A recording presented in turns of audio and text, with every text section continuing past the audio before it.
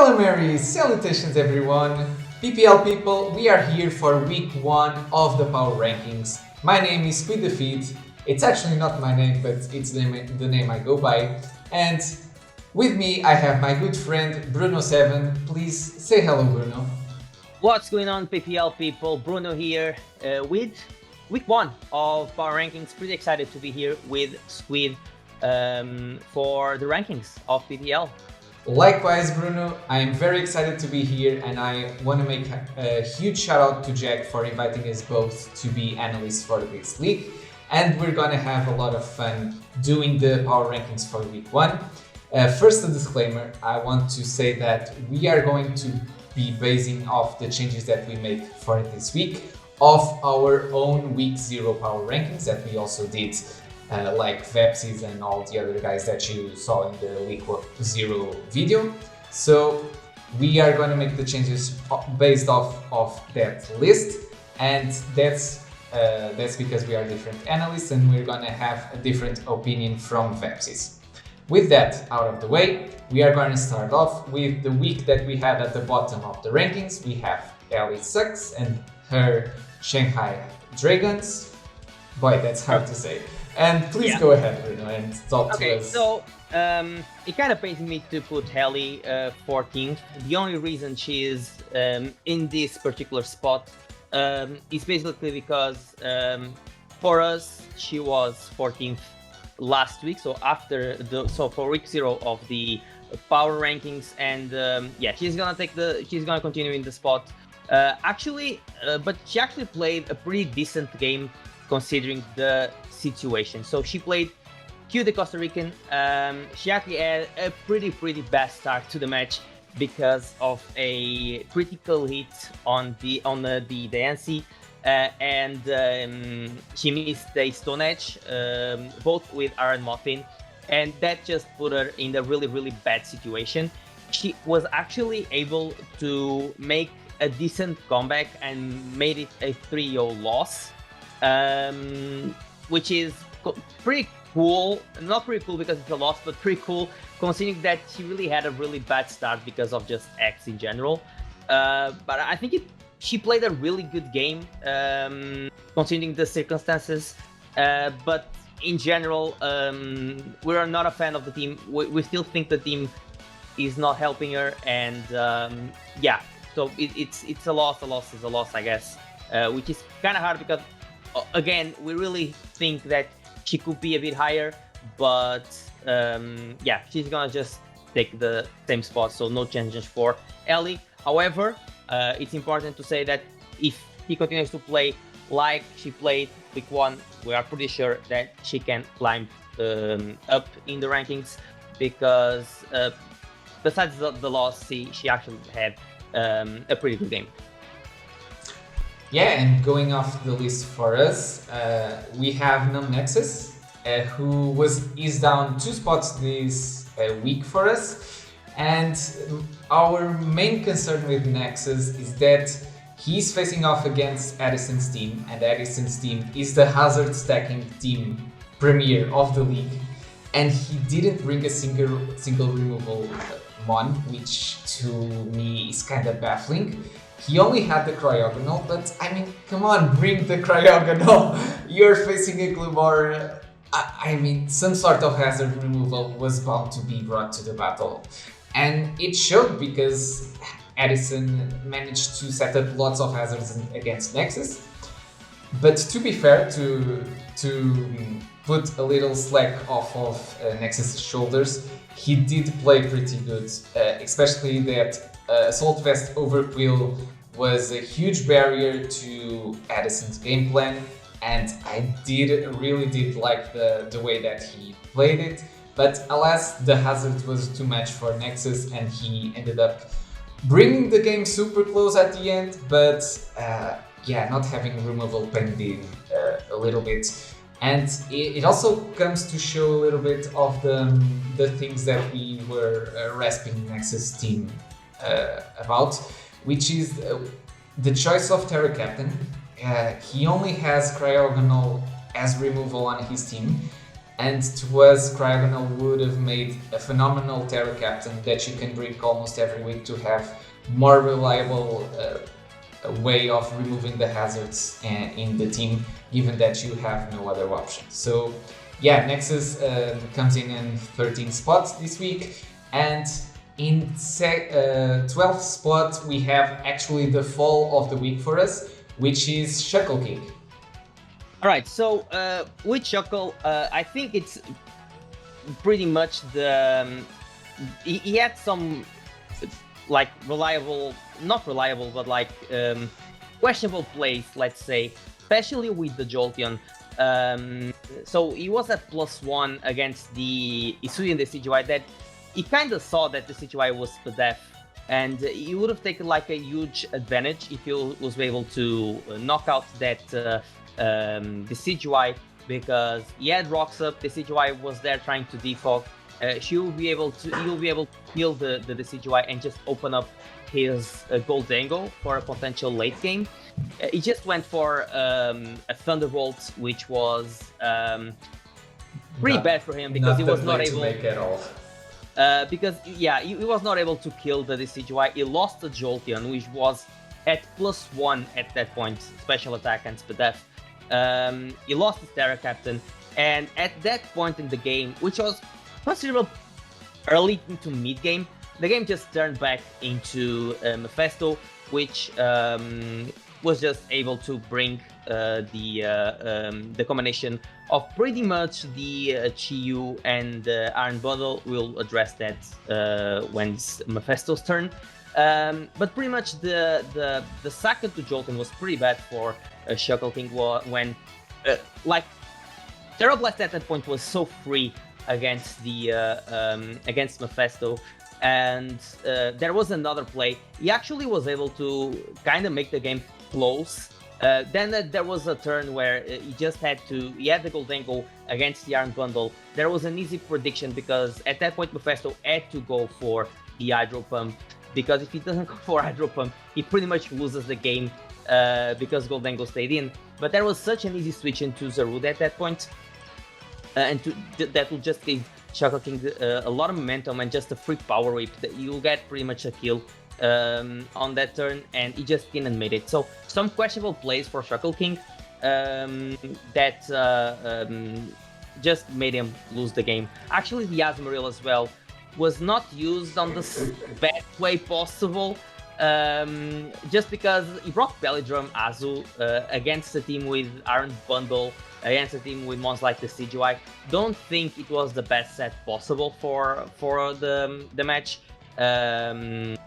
But yeah, not the best choices for Shuckle King in our opinion here.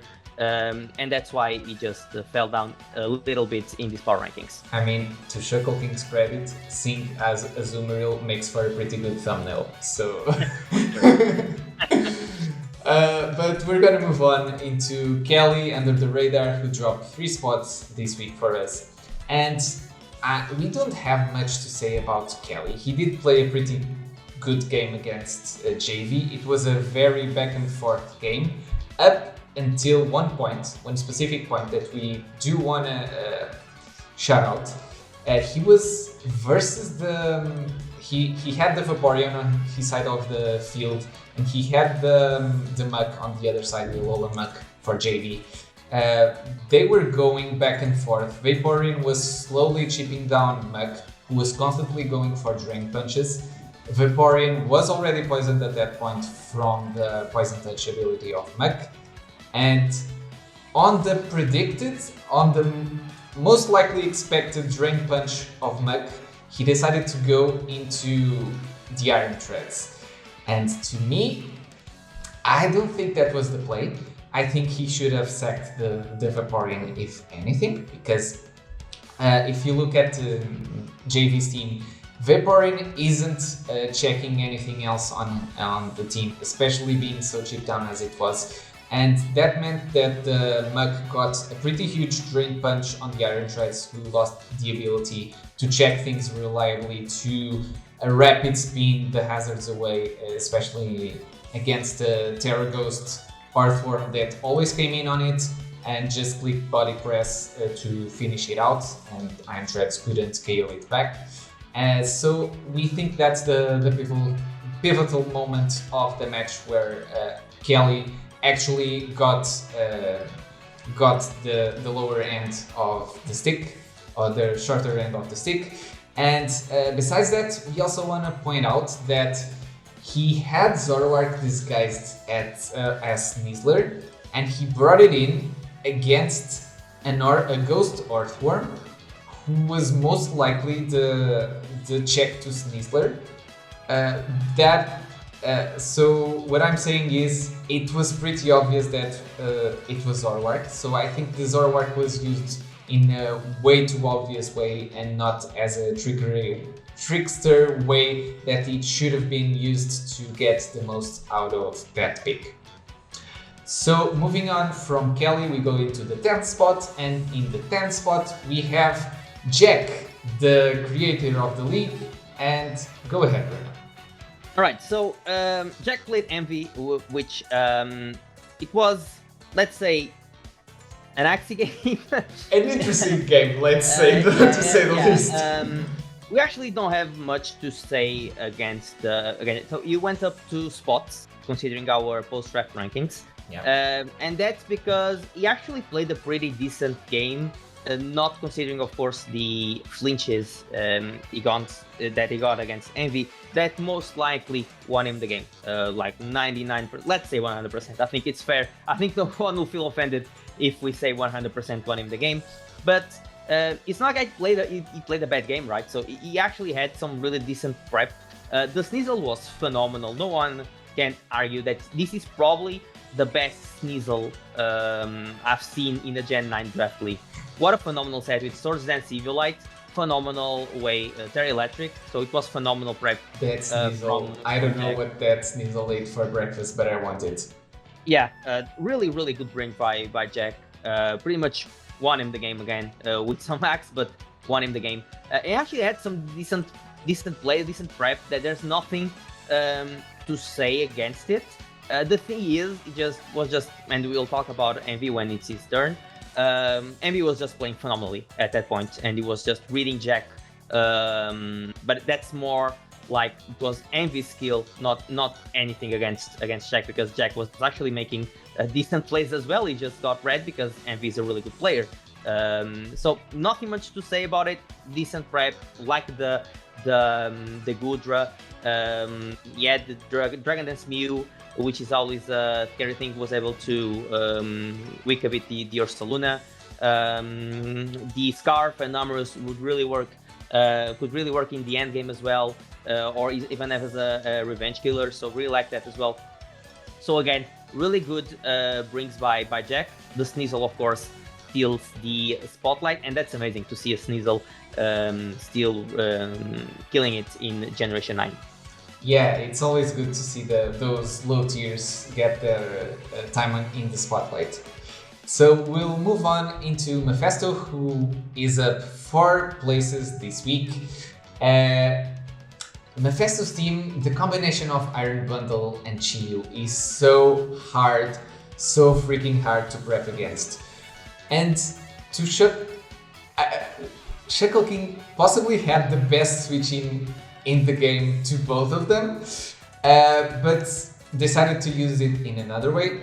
That to say that Mephisto's team could capitalize on that because of it. So Mephisto played really aggressively, as he should, given the 6 that he brought, and I don't think he necessarily played amazingly. I think there are some plays that I would have changed, but he managed to capitalize on his opponent's errors, and at the end of the day, then that's the win to the guy, and we can't bash him too much for that. That's why he moved 4 spots this week for us. So moving on, we are going into the end of the lower half, and we are talking about Joey next. So go ahead, Bruno. Okay, so another Axie game. I'm getting the Axie games. I'm talking a lot about the Axie games. Well, another game that was pretty much in turn, it just started really bad for Joey, right? With the ceaseless edge miss. Like when you draft this win Samurott, you have to at least expect missing like 3 to 5 ceaseless edge during the season. You already missed like in a game. you missed one like in the first turn of the game, and he missed like 2 or 3 that like in the entire game. Not sure about the proper He number. missed 2 out of 3. 2 or 3. Okay, so that actually mattered a lot because there was a point where Annihilate could have killed the Regieleki, which was a huge threat because there was no Grand Type for Joey. There was a turn when he could actually kill it with Annihilate. Like Annihilate will be like really weakened.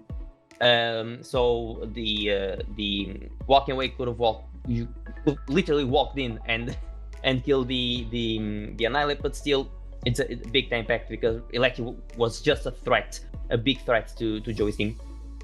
Other than that, he got a crit on the Cresselia against the Onchcrow, which kind of mattered because Cresselia had the Citrus Berry, but because of the crit, he was not able to live another Brave Bird, and that actually mattered because there was a point in the game that Joey really would enjoy to just Lunar Dance with the Cress, so that was unfortunate as well.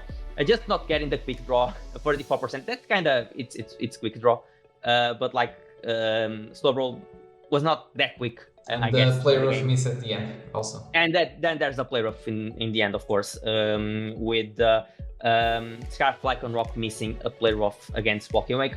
That would have knocked out the Walking Wake. So there was a lot of acts that prevented Joey from winning. The only thing we can say is that maybe, and that's just analyzing the game, maybe Crocodile could have helped against that Regieleki because of course it's a ground type and could have at least stopped the momentum that Eleki gave to Druby in the match. Other than that, of course, we could see if he had all the spikes, if the Cresselia didn't get crit, and of course if like a rock had eyes, we could see of course Joey winning. Of course it was not, I guess it was not Joey's lucky day, and yeah, he lost. The only thing I can say about the game, maybe the Crook could have helped Joey against Eleki, but that's me just guessing. It's easy to talk after when you lose a game. It's easy to talk. Not gonna stress much about it. I'm just wondering about Crocodile being could have been really a thing in this match. I'm just gonna say you have to be pretty confident on your 6 if you're not gonna bring a ground type against Regieleki. Yeah. But moving on, we'll move on to a person who shouldn't go to the casino this week. It's Mounte, and he's in number 7. He dropped 5 spots for us because we actually ranked him in number 2.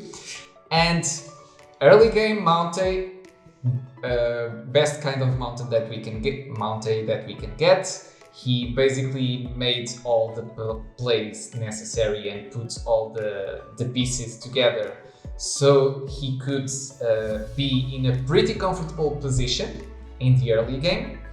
And he maybe got a little bit too comfortable being in that position because Mounte always felt like he should only make the safe play to win the game, and his opponent proved him otherwise. So given that, Mounte may have set a little bit too comfortable on the safe plays and didn't see some other plays that could have been made in alternative. And my main gripe with his play this week is, especially in the late game, after Palmat is dead, I think the course of decisions that he made weren't the best. First, he sacked the Yellow Mamola to the Corviknight, which, in my opinion, he should have sacked the Grelum because the Grelum was not doing anything at that point. And then, if his opponent decides to attack, he can use the Lolo as a sack to chip down possibly the Roaring Moon, which, as we all saw, survived that flash at the end. And to that point, Mounte also could have made the play of Volt switching and sacking the Grelum, and then clicking Air Slash to guarantee the knockout on on the Roaring Moon.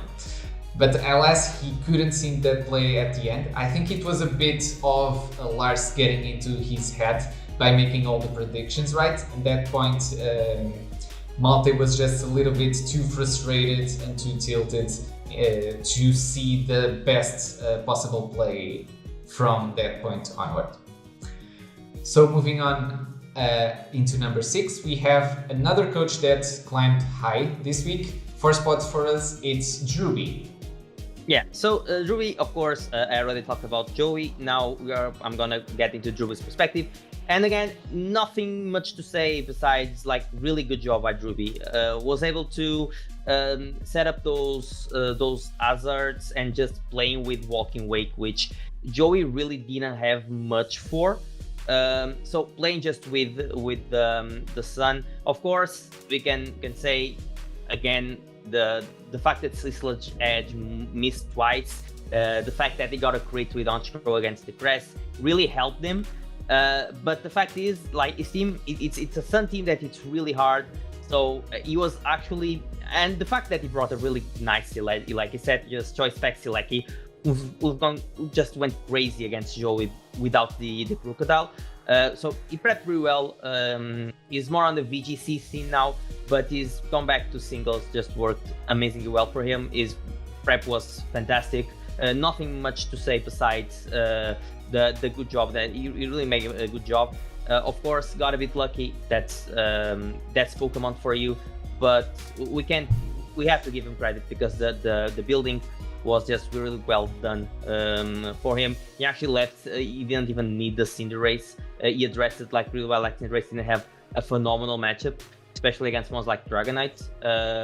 But other than that, made really good choices. And Dialeki was the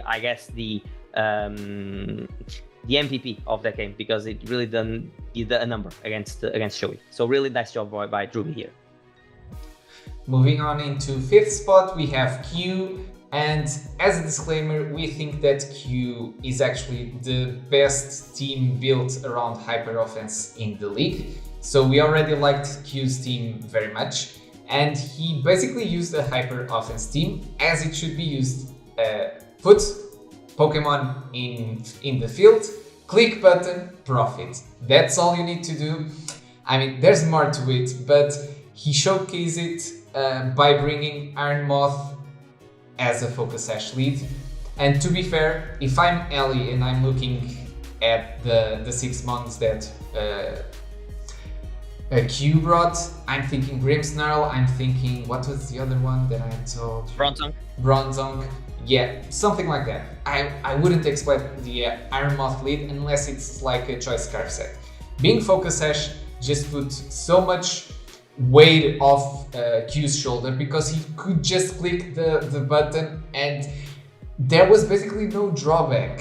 And he was rewarded by the game for that ballsy build, let's put it that way, by getting hacks on the opposing team. Sure, it's hacks, he got lucky on that point, but sometimes hacks just happens when you click the move and you're faster than the opponent. So, I mean, I guess props to that. And I just want to say that it's a really cool sensation when the tech that you brought actually manages to work out in the end. And he did that with the Mirror Herb on the Lilligant, on the shift gear from the Rev Room.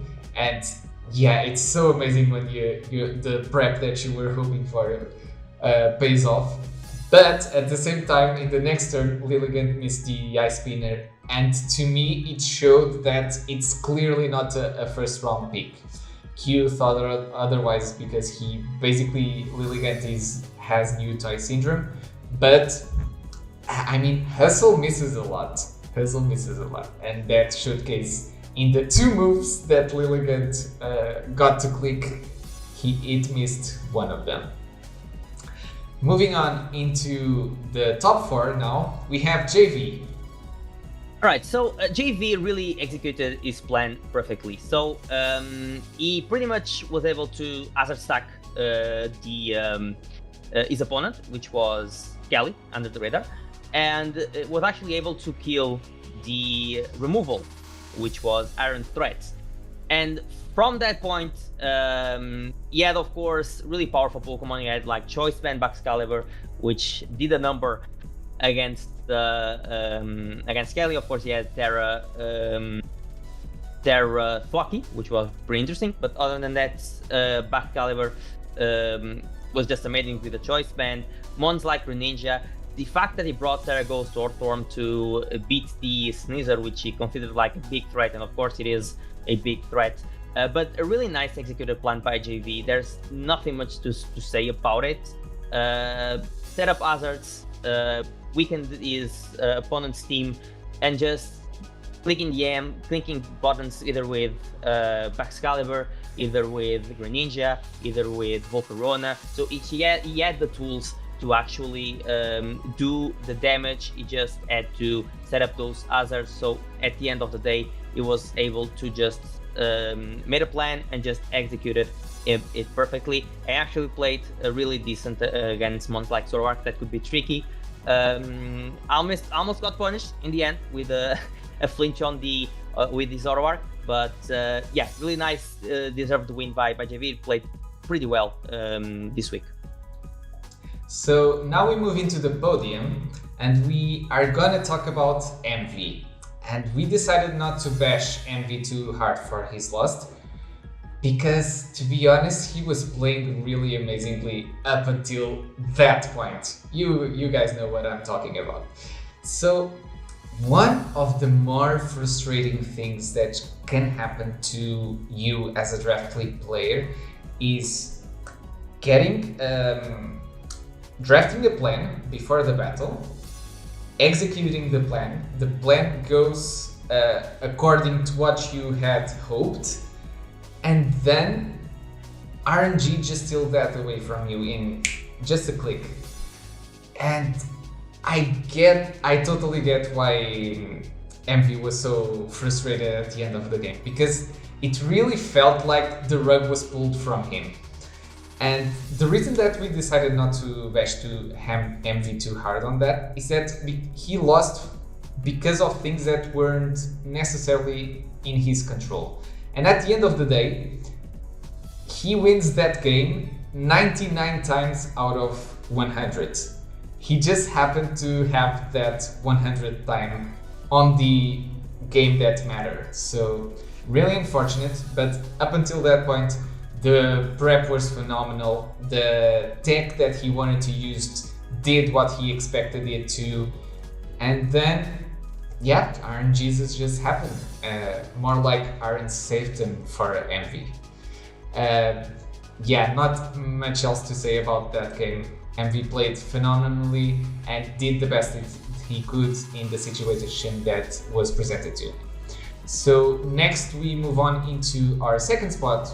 Moving up 2 spots this week is Lars. Okay, so Lars pretty much did not have the best start to the game. So he lost on Dozo. He had a really nice Calm Mind Florges that actually put a ton of pressure against Monte.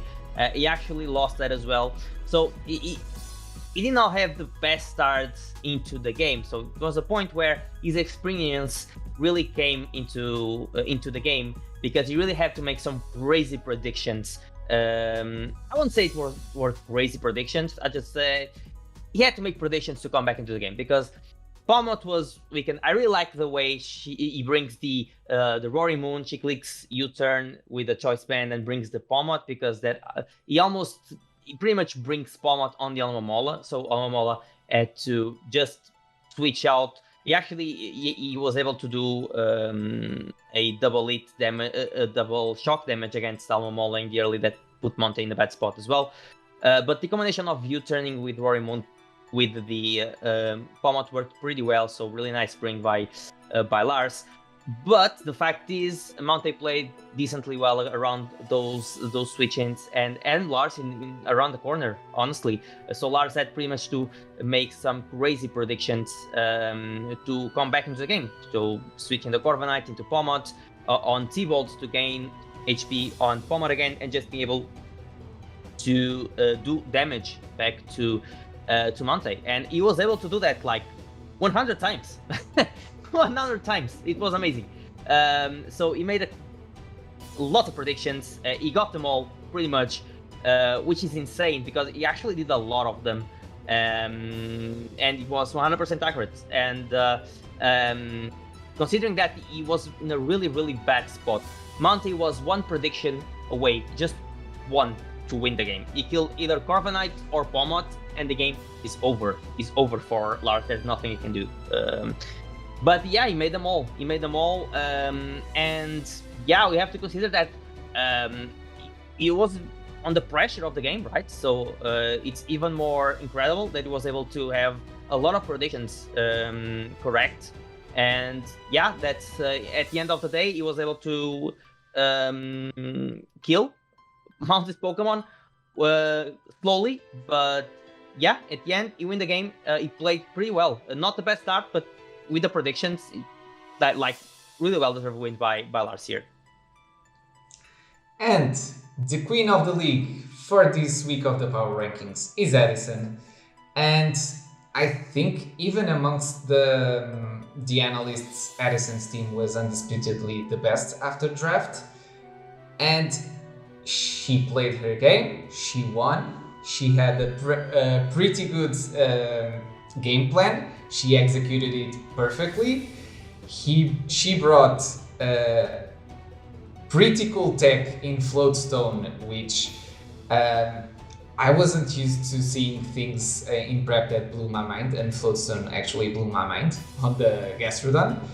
And she basically had an Overquill in front of her, and once she removed the Overquill and the Hippowdon, basically the rest of the cleanup crew that she had on her team basically managed to outrun Nexus team, and the game did get a little bit close at the end because of the Thunder Wave on the Thunderous, and where there's a Thunder Wave, there's a way for the opponent, but she still managed to claw out of that, and I think she, after week 1, she is undisputedly the top of the power rankings for us, at least in the league. Yeah. So that's it for today, guys. Thank you guys for watching. Continue to watch all of the PPL content that is gonna be dropping on the channel these few weeks. And Bruno, any last words? Feel free to comment your thoughts. Yeah, please tell us how wrong we are. Last week I tried to comment and try to reply some of your questions or some of your thoughts. I'll try to do the same this week. So any thoughts you guys have, as well.